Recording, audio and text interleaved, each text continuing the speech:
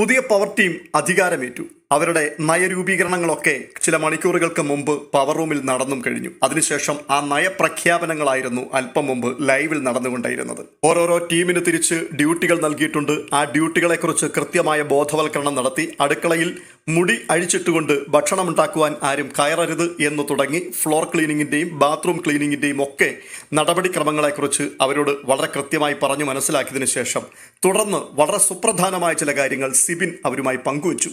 അതിലൊന്നാമത്തേത്, ക്യാപ്റ്റനെ ബഹുമാനിക്കാതിരിക്കുന്നത് കർശന നടപടികൾക്ക് വിധേയമാകുന്ന പരിപാടിയാണ്. ക്യാപ്റ്റൻ എന്ന് പറയുന്നത് നിങ്ങളുടെ റെപ്രസെന്റേറ്റീവാണ്. അപ്പോൾ തന്നെ ഞങ്ങളുടെയും റെപ്രസെന്റേറ്റീവാണ്.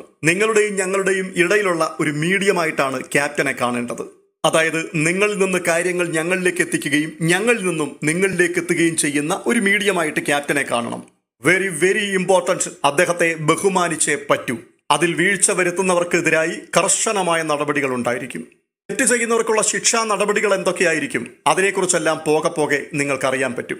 ഇവിടെ പല പ്രശ്നങ്ങളും സംഭവിക്കാറുണ്ട്. ആ പ്രശ്നങ്ങളെ പരിഹരിക്കുവാൻ വേണ്ടി ഞങ്ങൾ 5 പേരടങ്ങുന്ന ഒരു പ്രശ്ന പരിഹാര കമ്മീഷനെ ഞങ്ങൾ രൂപീകരിച്ചിട്ടുണ്ട്.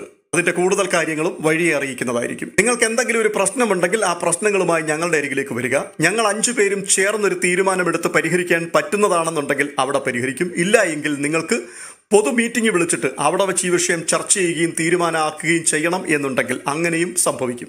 ഇനി ഏറ്റവും പ്രധാനമായ മറ്റൊരു കാര്യം, പവർ ടീമായിട്ട് ഞങ്ങൾ ഒരുമിച്ച് നിൽക്കുന്നുവെങ്കിലും ഞങ്ങൾ 5 പേരും ഇൻഡിപെൻഡന്റ് ആണ്. ഞങ്ങൾക്ക് 5 പേർക്കും 5 വ്യത്യസ്ത അഭിപ്രായങ്ങൾ ഉണ്ടാവും, 5 വ്യത്യസ്ത ആഗ്രഹങ്ങളും 5 വ്യത്യസ്തമായ രീതികളും ഉണ്ടാവും. ഇതൊക്കെ കണ്ടിട്ട് ഇതെല്ലാം പവർ ടീമിന്റെ അധികാരവും പവർ ടീമിന്റെ രീതികളും സ്വഭാവങ്ങളുമാണ് എന്ന് പറയരുത്. ഇതൊക്കെ വ്യക്തിപരമായ കാര്യങ്ങളാണ്. ഇതൊന്നും പവർ ടീമിനെ ബാധിക്കുന്ന വിഷയങ്ങളല്ല. ഞങ്ങൾ ഓരോരുത്തരായി ചെയ്യുന്ന തെറ്റുകൾ, കുറ്റങ്ങൾ ഇതൊക്കെ വ്യക്തിപരമായി ഏറ്റെടുക്കുന്നതായിരിക്കും. അത് പവർ ടീമുമായി ബന്ധപ്പെട്ട വിഷയങ്ങളല്ല. തീർച്ചയായിട്ടും നിങ്ങൾക്കത് ചോദ്യം ചെയ്യാം.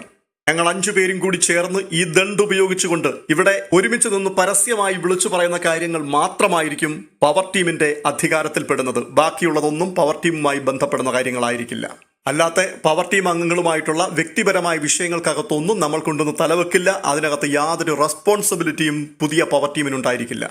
എന്തായാലും ഗംഭീരമായ നയരൂപീകരണങ്ങളും അതിന്റെ കൃത്യമായ പ്രഖ്യാപനങ്ങളും ഒക്കെയായിട്ട് ഇതുവരെ ഉണ്ടായിരുന്ന പവർ ടീമുകളിൽ നിന്നും വ്യത്യസ്തതയുള്ള ഒരു പവർ ടീമായി സിബിന്റെയും സംഘത്തിന്റെയും മുൻപോട്ടുള്ള നീക്ക് അഭിനന്ദനാർഹം തന്നെയാണ്. പക്ഷേ ഏത് നിമിഷവും ചീറ്റിത്തെറിക്കുവാൻ സാധ്യതയുള്ള ഒരു പ്രഷർ കുക്കർ പോലെ ബിഗ് ബോസിന്റെ അകത്തളം മാറിക്കൊണ്ടിരിക്കുകയാണ്.